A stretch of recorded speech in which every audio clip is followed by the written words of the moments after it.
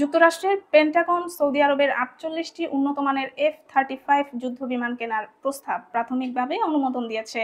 এটি সৌদি আরব ও যুক্তরাষ্ট্রের মধ্যে সম্ভাব্য কয়েক বিলিয়ন ডলারের এক বড় অস্ত্র চুক্তি হিসেবে বিবেচিত হচ্ছে।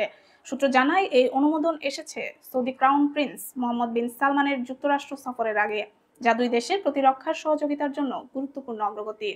তবে এই বিক্রি চূড়ান্ত হতে হলে মন্ত্রিসভা অনুমোদন, প্রেসিডেন্ট ডোনাল্ড ট্রাম্পের স্বাক্ষর এবং কংগ্রেসের আনুষ্ঠানিক অনুমোদন দরকার। সৌদি আরব দীর্ঘদিন ধরে লকহিড মার্টিনের তৈরি F-35 কেনার আগ্রহ প্রকাশ করেছে।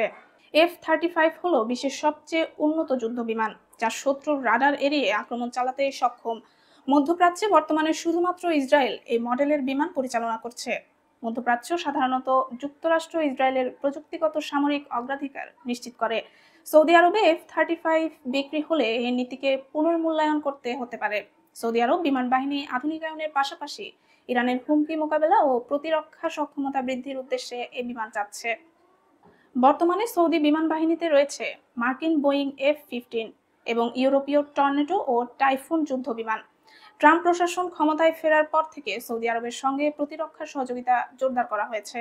চলতি বছরের মে মাসে যুক্তরাষ্ট্র সৌদির সঙ্গে প্রায় ১৪২ বিলিয়ন ডলারের বৃহৎ অস্ত্র চুক্তি সম্পন্ন করেছে, যা হোয়াইট হাউসের ভাষায় যুক্তরাষ্ট্রের ইতিহাসে সবচেয়ে বড় প্রতিরক্ষা চুক্তি।